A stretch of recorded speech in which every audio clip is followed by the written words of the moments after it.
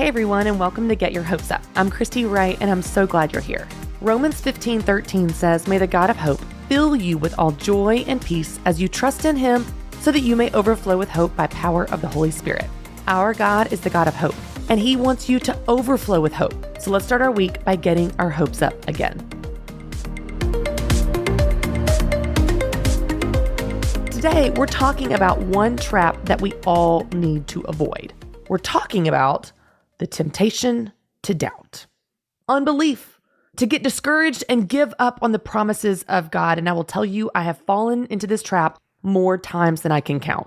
There are many examples of this, specifically in the last year, but there's one in particular that really stands out to me, probably because God met me right where I was. So last year, right around January, God started speaking to me about this promise of the house, and he was really clear. And as he's speaking about this thing, and he's affirming it and affirming it and affirming it, I am getting more and more and more confident I know exactly what he's going to do, right? Like I've got it figured out. He's going to give us the house. It's going to play out exactly this way. I am so confident. I was so sure I knew what he was doing. Y'all, I was bold, I prayed, and I fasted, and I acted, and I did all the things I felt led to do during this season leading up to this big promise that God had given me. Now, in January, I didn't really have a timeline for this promise or these plans, but on February 12th, I blurted out during a prayer, "God, would you fulfill this promise to me in 1 month?"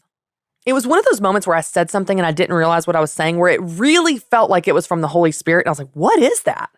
I didn't realize what I said at the time, but when I looked at a calendar, I realized that 1 month from that day was March 12th, 3/12. Well, 3 and 12 are really significant numbers for me and had been through this promise and in the last year of my life. I rested for 3 months after Ramsey. I was at Ramsey 12 years. God has used those numbers in my life in multiple different ways, especially around this promise. So I just felt so full of faith about it. I was like, yes, 3/12. The promise is going to happen on 3/12. March 12th, I was sure of it. Well, spoiler alert, March 12th came and went, and nothing happened. And I remember sitting on the couch of our Airbnb on spring break with my kids on March 12th, and y'all, my attitude shifted. It turned sour so fast that night. I even said to my husband, well, I guess we can go ahead and just, make our other plans. I guess we can, plan our vacation and plan these other expenses because, obviously God is not going to do anything. Obviously. I said that. I sure did. Not proud of it, but I said it. Really, really bad attitude all around. Have you ever been there?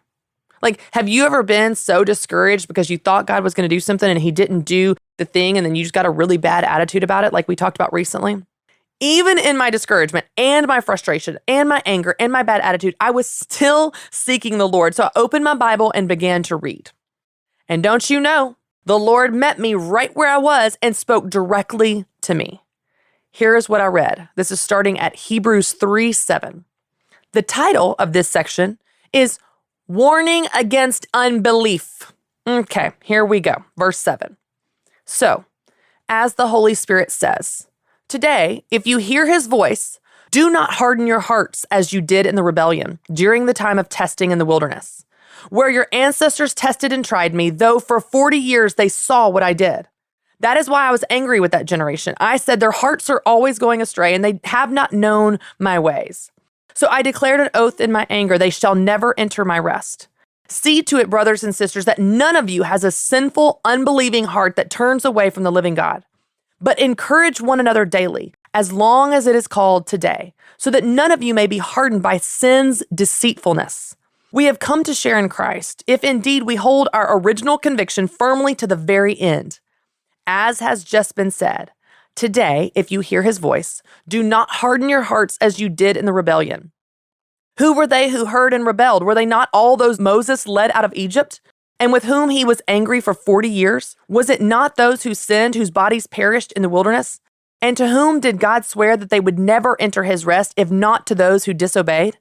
So we see that they were not able to enter because of their unbelief.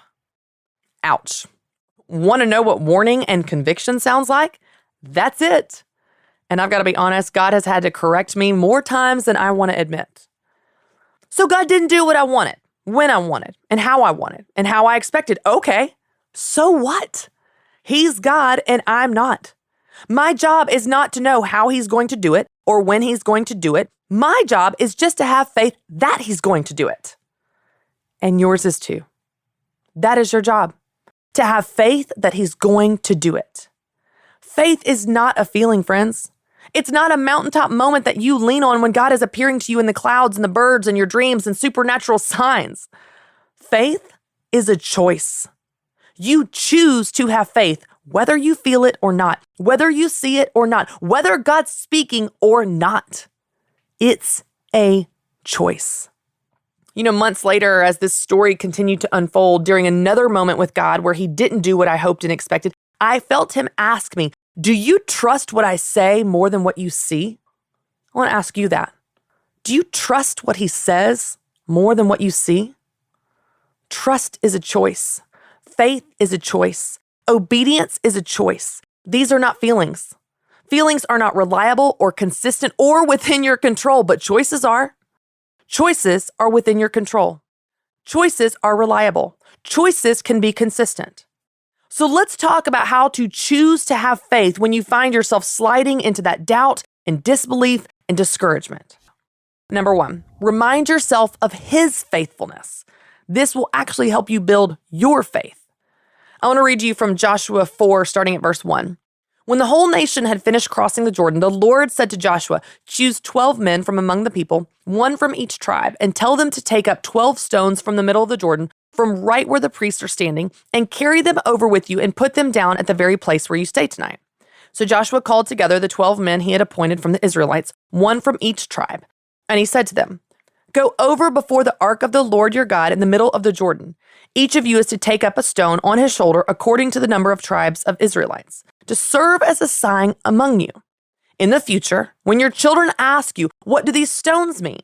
Tell them that the flow of the Jordan was cut off before the ark of the covenant of the Lord. These stones are to be a memorial to the people of Israel forever. Y'all, you can stack up your stones. It's just like we talked about recently with putting visual reminders in your eyesight, whether it's in your living room or your kitchen or your car or your bathroom. What are these visual reminders? What are your stones? What stones can you stack up to remind you of God's faithfulness in your past? Because the reality is, our faithfulness does waver. Our faithfulness isn't consistent, but God's faithfulness never wavers. God's faithfulness is consistent. So if we take our eyes off of our faith and put it on his faith and his faithfulness, it's actually going to give us more faith. It's going to help us choose faith when we don't feel it because we can see the God who is faithful. Let his faithfulness build your faith by reminding yourself of his faithfulness. Number 2, speak to the promise. Speak to the promise that he has given you, not to the need, not to the deficit, not to the lack.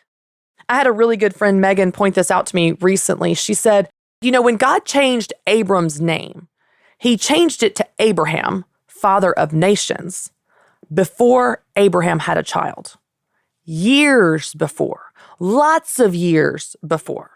So Abram became Abraham, father of nations that had no children.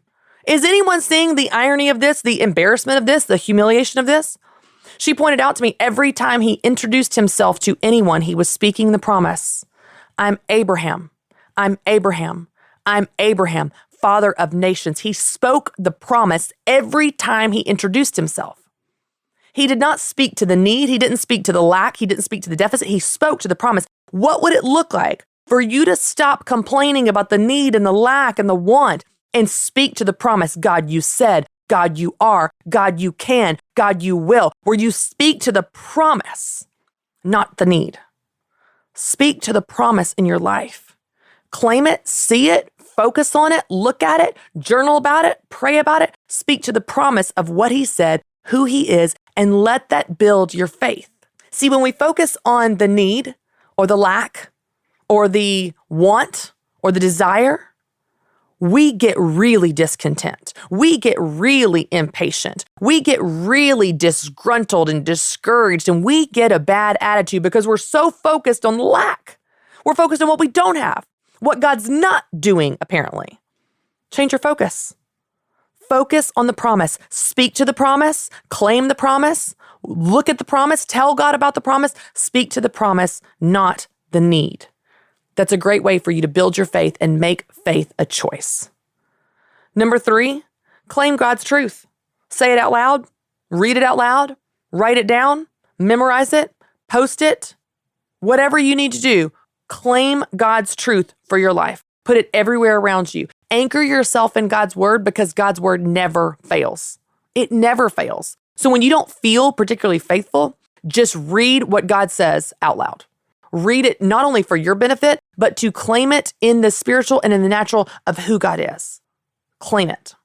Claim God's truth according to his word and let that build up your faith, even when you're not feeling it. And then I want to give you one more in case you're just not feeling anything. Like, let's say that you just are at the end of your rope. You are beyond discouraged. You don't have any words to pray.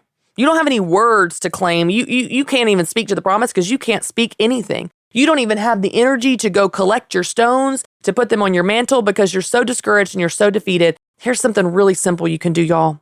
It's so easy. Listen to worship music. And I know that sounds so simple and almost like it's not powerful, but it is. When you are at the end of your rope and you are at the end of your words, sit and literally just put a playlist of worship music on, or maybe some of your favorite songs, some of your favorite Christian artists. Let that music wash over you. Let those words become your words. Let those words become your prayers. Let those words become your communication with the Father because you don't even have it on your own, but you can let those words wash over you. I did this about a week ago, and I just sat, and wouldn't you know, every single song spoke to exactly what I was going through. Every single song, down to truly the graphic that was on the screen for the album cover for a particular song, even that was a God wink. He will meet you right where you are, y'all.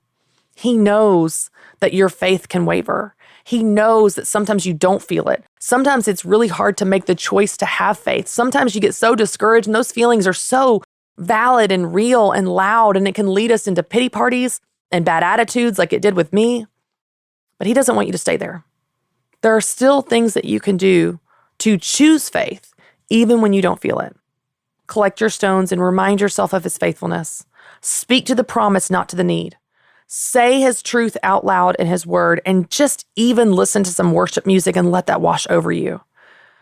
You know, the reality is, you and I aren't going to always get it right. We won't always hear God right. We won't always discern his voice perfectly. We won't always do the right thing. But if I'm going to get something wrong, I want to err on the side of believing God too much, of having too big of faith. And then when you think about it, is there even such a thing? I don't think so. Faith isn't a feeling, friends. It's a choice.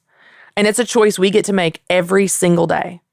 So don't be like the first Israelites that missed out on God's promise because of their unbelief. Choose faith. I think you'll find that God is so worthy of it. All right, y'all. Thank you so much for joining me for my new show, Get Your Hopes Up.